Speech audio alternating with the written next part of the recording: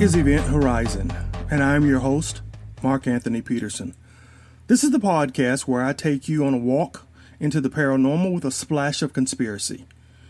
This is the podcast that would be born if David Icke and the X-Files had a baby. Guys, welcome to episode 34. The title, My Theory on Entanglement. Let me jump in and ask you a couple of quick questions. Have you ever wondered why some people seem to be connected to you? They show up in places where you go, and you've never told them that you were going there. Have you ever wondered why certain places feel familiar, even though you've never been to those locations? I think the answer is entanglement.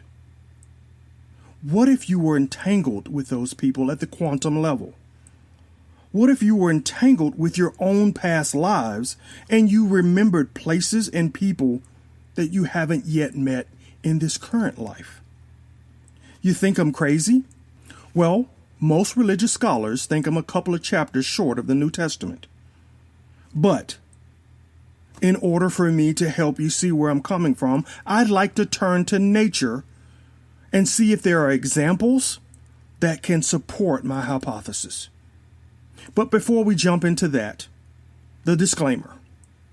I'm not a physicist, theoretical or otherwise. I'm not a religious expert, but I did stay at a Holiday Inn Express, and I think that gives me the right to ask questions and then seek answers using first principles. So, now let's get back to the episode. I said I like to use nature as a framework or a benchmark sometimes to help me prove or at least push forward my hypothesis. And in this case, I want to turn to the birds. Yeah, the bird. The bird is the word. Hey, forgive me. I love Family Guy. I'm sure some of you guys do too. But yes, in this case, the bird is the word, and the bird is what I'm going to use to talk about this entanglement hypothesis. Have you ever wondered how birds navigate? Well, an article entitled A Bird's Eye View of Quantum Entanglement by Catherine Wu, published on February 6, 2019, goes right at that. And she published it in pbs.org. So check the show notes if you want to double check what I'm telling you. She states, in some birds, there appears to exist a system built around a light-sensing protein called cryptochrome. Cryptochrome is common in plants and animals, but researchers believe that birds make a special variant of this protein that operates like a molecular compass. She goes on to state, when a particle of light or a photon hits the bird's cryptochrome, its energy can perturb molecules within the protein.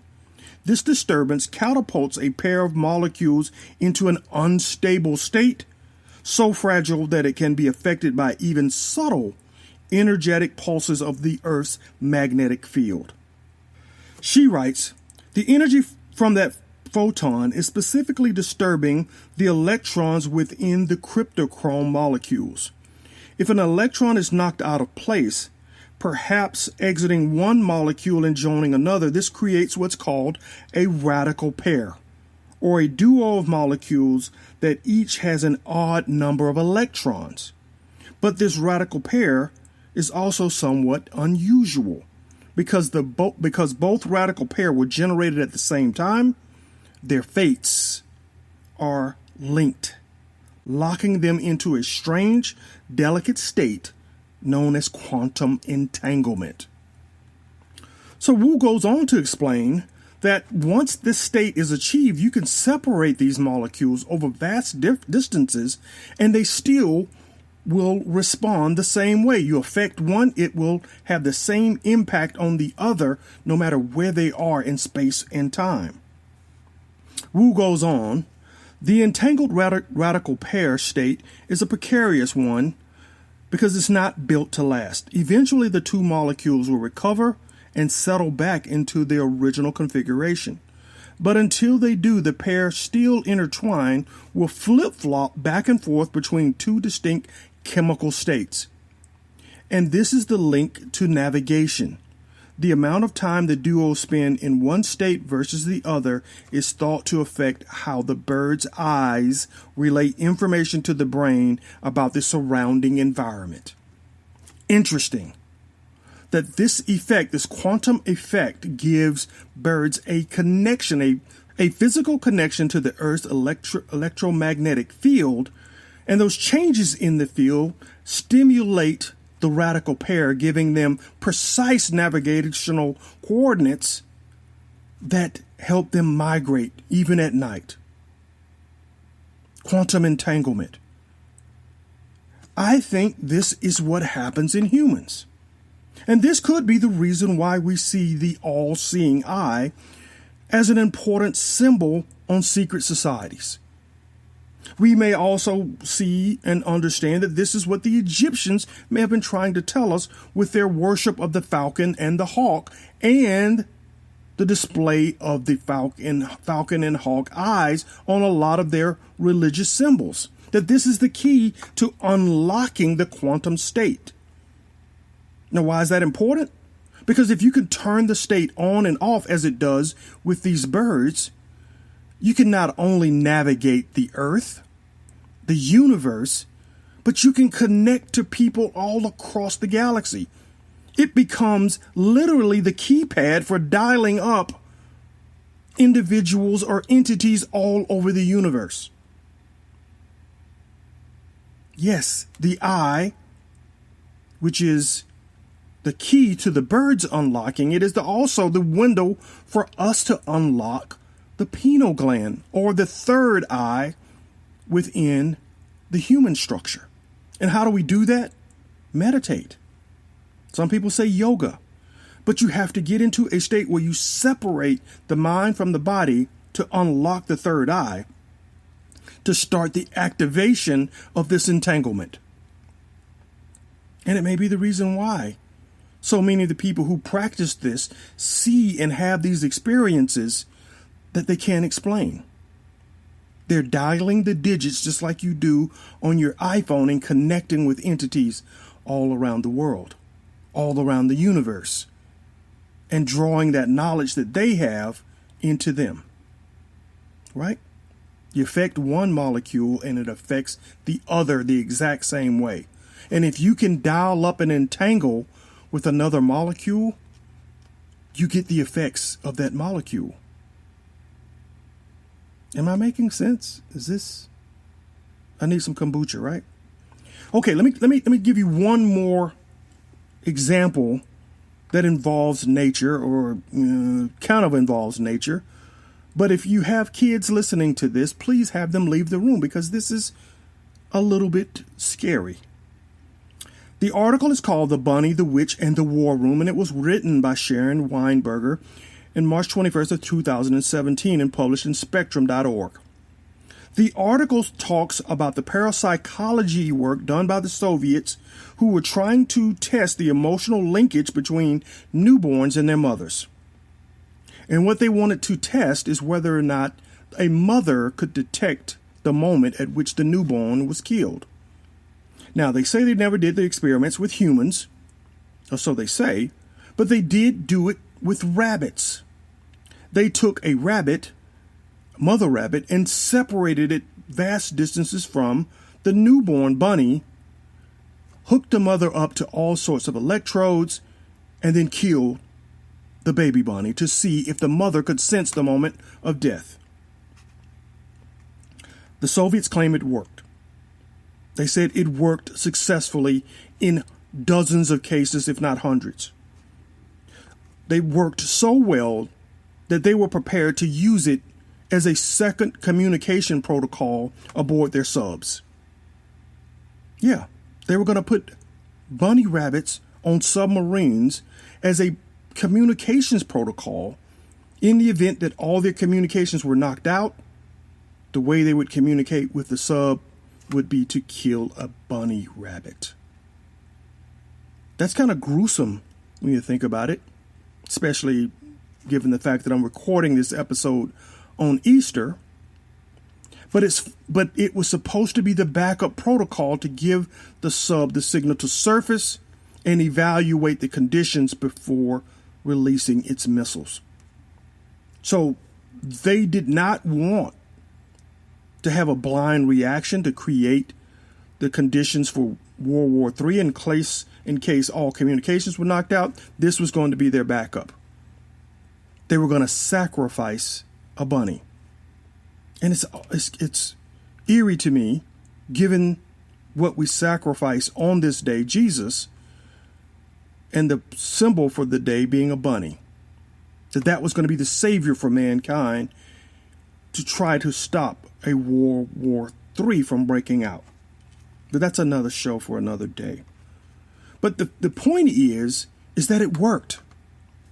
The mother rabbits, no matter how far they separated them from the baby rabbits, were detecting the moment of death of their bunnies. That entanglement was there. And I'm arguing that that's what happens to humans. That cryptochrome gland, that pineal gland that we have, can get excited and entanglements can occur. And that the most common entanglements, as in the case of the bunny rabbits, occur when you share the same DNA with someone. Now, if we believe what I just said about the Egyptians, you can establish connections with anything in the universe as long as you know how to dial the right frequencies. But the most common connections are those you were born with. Those those individuals who you vibrate most closely with, those who have the same DNA. And that when excited, they can stimulate an even stronger tether that links those individuals together and that will continue to pull them towards each other no matter where they are on the planet. Do you think I'm again crazy? Well, let me give you 3 or 4 examples and you tell me how they happened. Because I am convinced that entanglement brought these people back together. Because they were excited. And excited means some traumatic event forced these glands to form these bonds that pulled the tether that kept them linked together over time and space. What's the first example? An article in globalnews.ca published on February 17, 2019, written by Arti Patel, is entitled, Colorado Mom Shocked to Discover That Adopted Children Are Biological Siblings. Yeah, that just the title alone tells you that's a little bit weird, right? Let's dive into the article. The article starts, for Katie Page, being a mother was always top on her bucket list. The 34-year-old Parker was married previously, owned a home and had a good job, but felt her life was incomplete because she was not a mother. She had gotten divorced in her 30s and had fertility problems, so she decided to adopt. She adopted Grayson on May of 2017 when he was just a baby. Grayson, who was 2 years old at the time of the article, had been abandoned at the hospital. Paige went on to adopt a second child after taking her in as a foster child 18 months later. When Paige saw a bracelet that reminded her of a name that she thought she had seen earlier, she took the kids in for testing and realized that they were biological siblings. How is that? How is that possible? Different time, space, energy, somehow an entanglement was formed and she ended up bringing brother and sister under one roof. Let's look at a second example.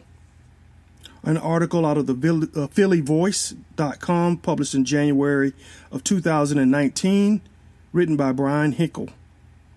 DNA test reveals 2 former Philly police officers are long-lost father and son.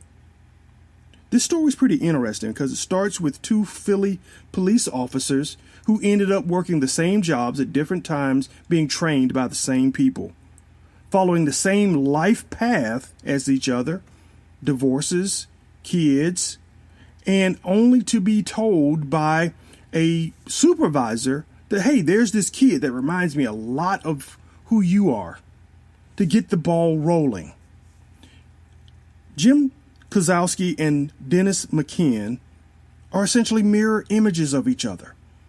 As Dennis McKeon, the father, moved through his life, the son followed right behind in his footstep, repeating the same jobs and the same mistakes that the father had made.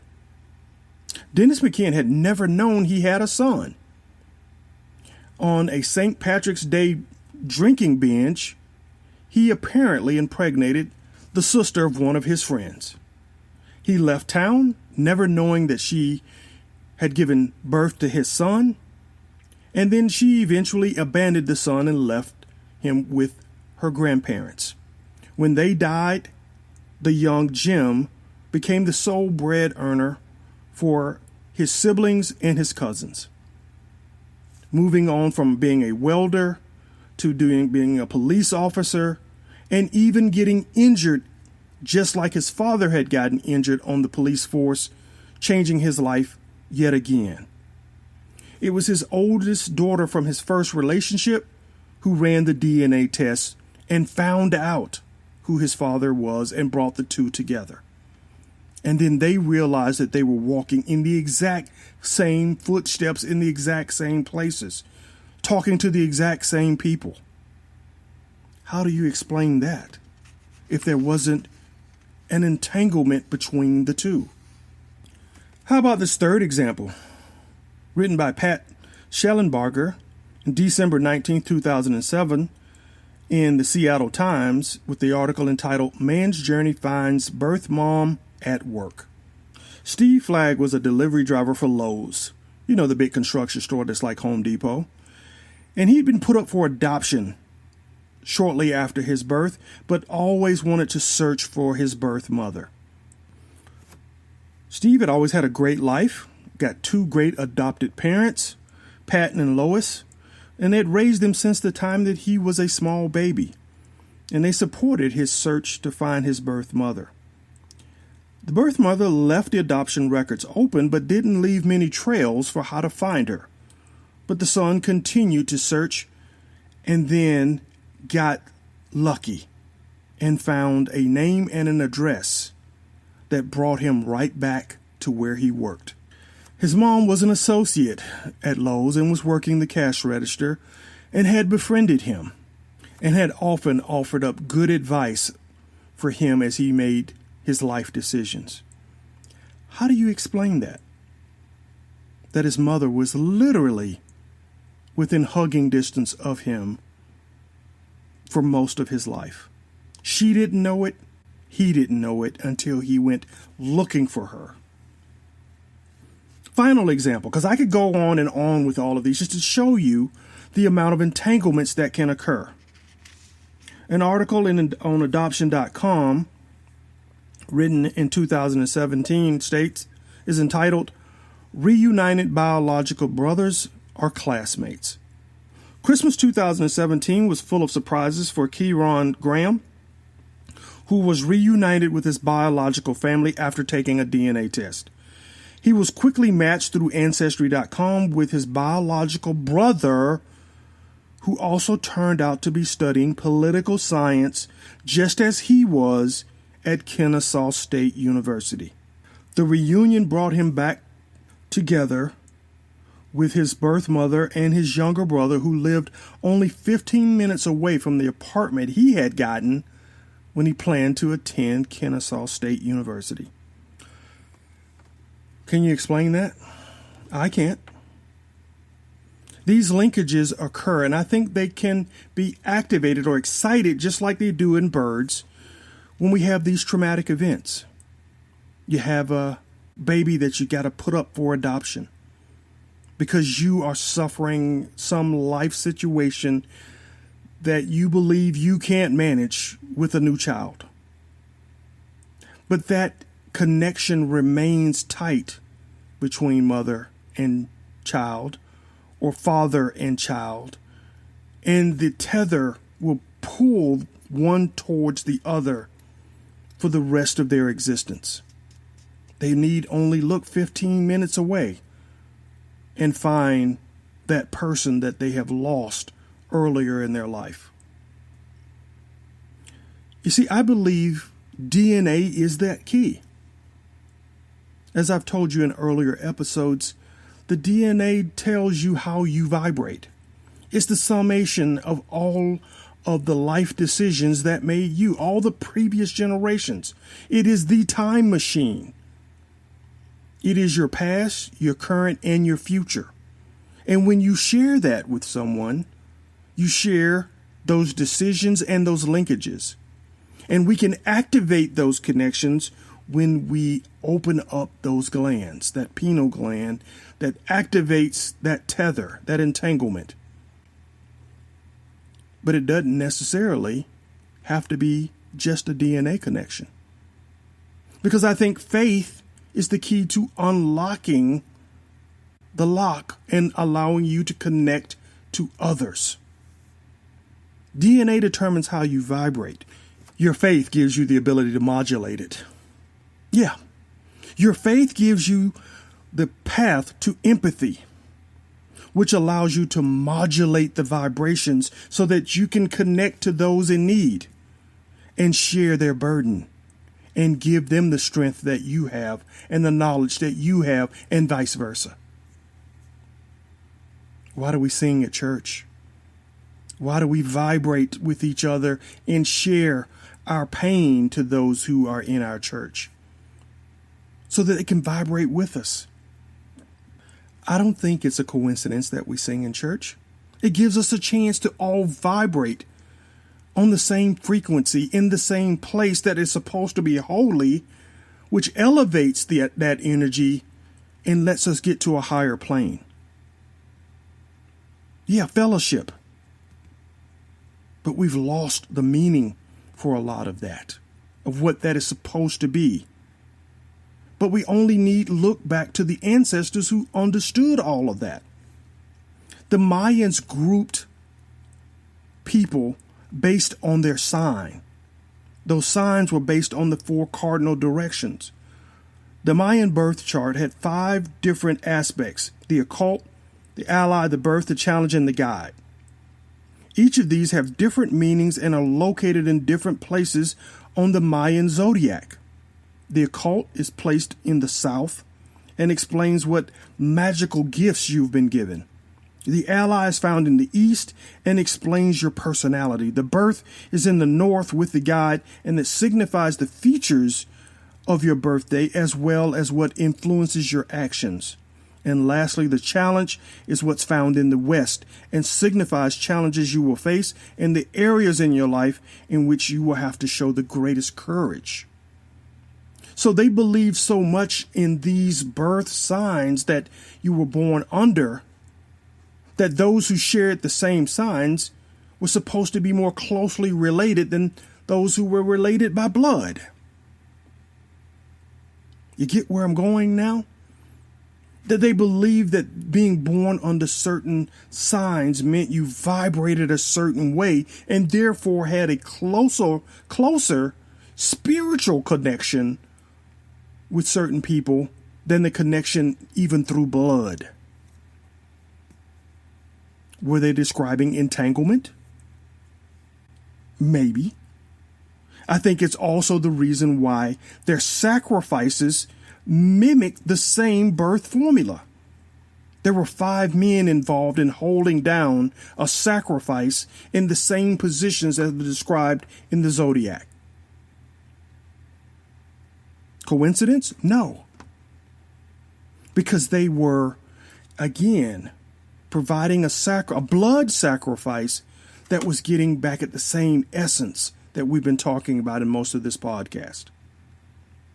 So being grouped in these houses based on this astrology meant that you had a stronger connection than your blood family. And I think all of what I've talked about up to this point is the key to the nested dreams that I keep having. For those of you who follow me on Twitter and Facebook and Instagram, I've been telling you about a sequence of nested dreams. I'm having them more frequently, at least twice a week, and they are getting deeper, multi-level.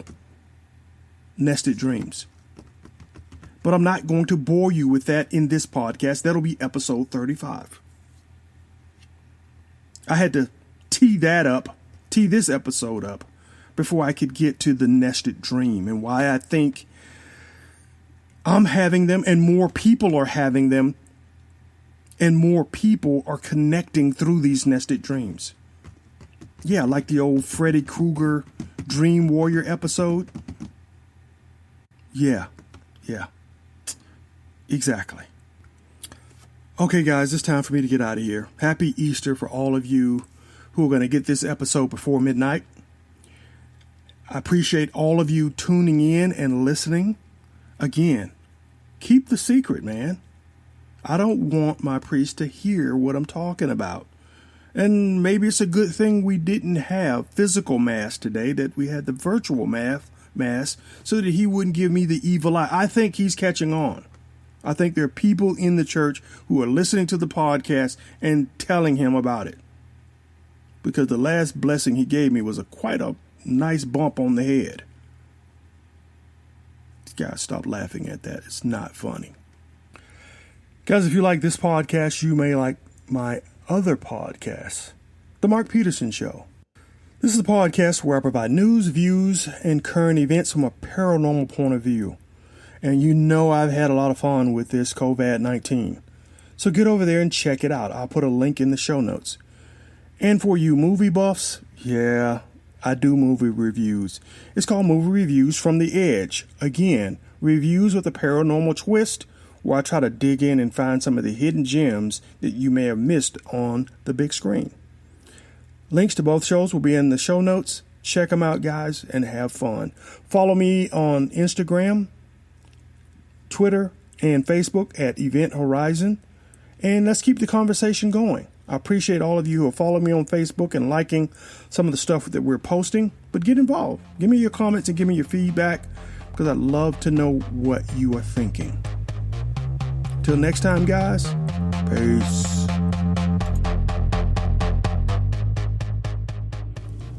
Hey, you, podcast listener.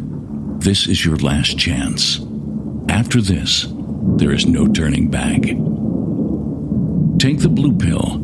You wake up in your bed and go back to listening to mundane podcasts that won't challenge your religious beliefs and your so-called truths about reality, the universe, and consciousness.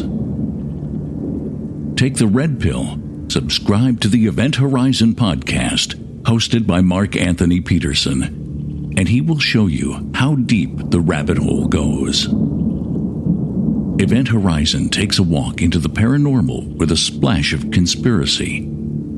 It's the podcast that would be born if David Icke and the X-Files had a baby.